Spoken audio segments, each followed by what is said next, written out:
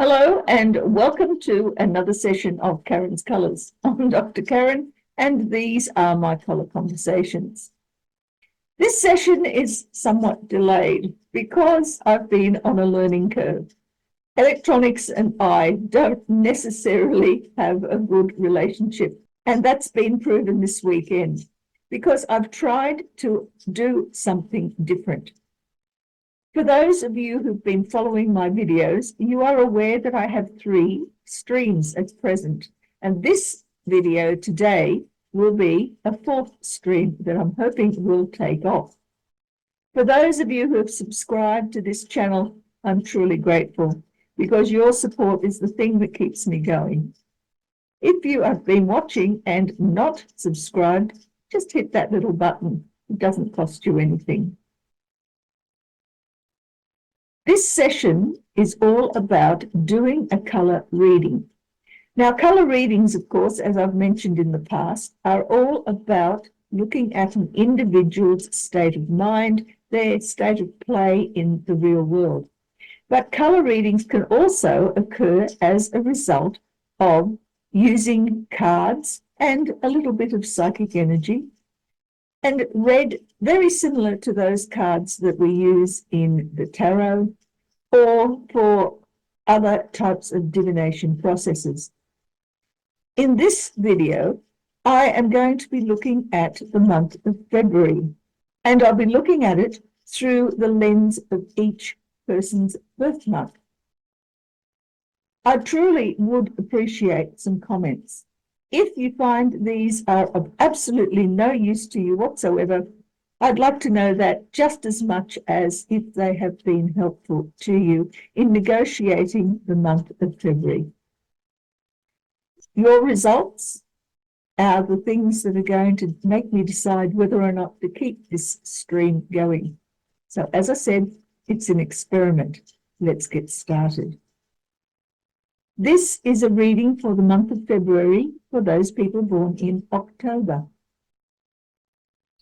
What does February 2025 hold for those people who were born in October? What does October do or need to do in February of this year?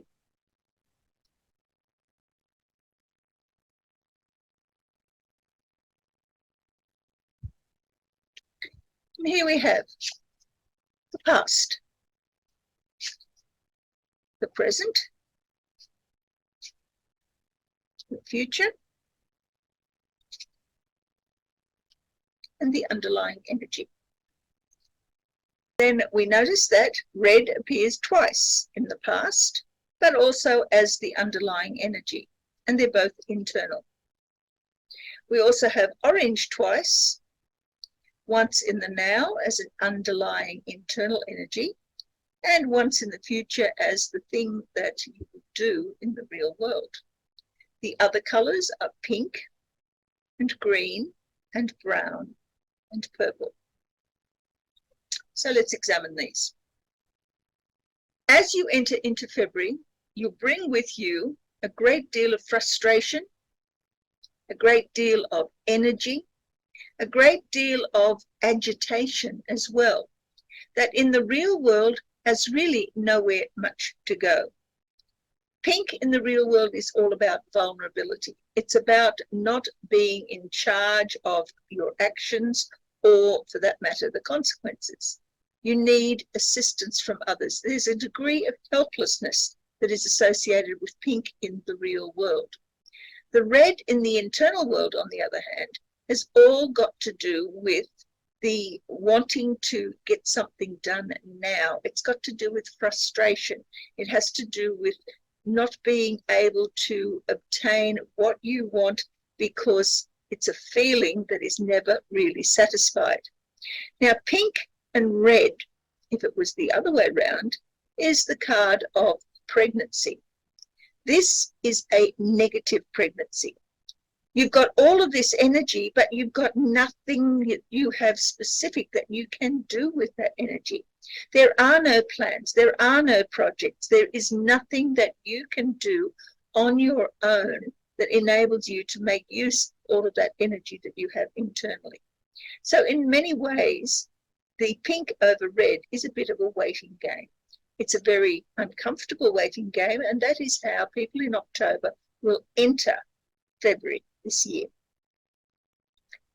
In the now, or the center of the month, we get a situation where the red becomes orange, where the red frustration has a little bit of learning added to it, a little bit of yellow, and that then becomes orange, and with orange we then have an upsurge of a need for developing confidence. You now feel as though, having been frustrated by your inability to do things, now you get to the stage where you develop the ability to plan ahead, to be able to think before you act, to develop confidence. And that confidence brings with it a series of opportunities. Now, those opportunities are very appealing. Pink and green, like red and green, are opposites on the color wheel, pink being just a paler version of red. And as such, what it's saying is that from an experience of not being able to do anything, you now have the opportunity to do anything and everything that you could possibly think of. The problem is, what is going to be the right choice? Because green is all about being able to choose what is based on your best values. And orange gives you the confidence to tackle some of these green pastures, but are they always as green, as lush and as wonderful as they first appear? There is a need to make very careful choices in the real world based on your prior knowledge and your prior experience of how things go when you jump at a new opportunity. But that jumping at a new opportunity very quickly turns into, do I have the staying power? Do I have the planning power? Do I have the confidence and the work ethic that is necessary to do what I need to do in order to take maximum opportunity from those different ideas, those different opportunities that have been presented to me? Am I able to make those opportunities work for me in the real world so that I am able to show the real world that I am competent as well as confident in being able to carry through a plan to its fruition? Underlying this entire message is this continual sense of energy. I have so much energy, I'm jumping out of my skin. But what I'm doing with that energy is basically just making change. Unlike here, where there are opportunities for change and the need to make valued changes, or value-oriented, value-based changes, here the changes are wrought not necessarily by you yourself, but by circumstances. Are you able to use all of that energy internally to deal with the total disruption of the sort of life that you had planned when you were working here, and at the same time not fall back into a situation where you are stagnant and not able to move at all? There isn't a lot of difference between pink and very pale purples. They tend to be very similar in the sorts of activities that they induce. So, are you going to go for a total disruption, or are you going to go for somebody else disrupting your plans? Altogether, the red and purple give you enormous energy to achieve what you are aiming for, and to do so in a way that enables you to be in charge of your life. So here we have a combination that enables you to be in control of all of the resources that are given to you. And in many respects, that's exactly what this represents. In order to get there, though, we need to look at the colours that are missing. There is no black. There is no white. There's plenty of red, but no yellow. You have green, but no blue. You have brown and orange aplenty, There is no grey. You have purple and pink, but no cyan. So these 6 colours, black, white, blue, yellow, grey and cyan, are the skills that are missing from this particular reading, and so are necessary for you to incorporate into your life in order to achieve the best out of this potential to be the master of your own existence and in charge of all of the resources that come your way. So let's have a look at them. Cyan is all about being quiet, being comfortable, being in a state of bliss, being able to just have things exactly the way that you want them, no change. Grey is all about having to deal with confusion, not being able to see clearly, but at the same time being aware that there is something behind that grey curtain that is of value to you. Blue has to do with doing the work, understanding why it is necessary for you to keep plugging at a particular skill set. Yellow is all about learning something new. And black and white are subsets of the colour grey, but they take it to extremes. In black energy, you are withdrawing from the issues that you're being faced with, and at the same time allowing yourself the time out that's necessary to come up with a better plan, better opportunities.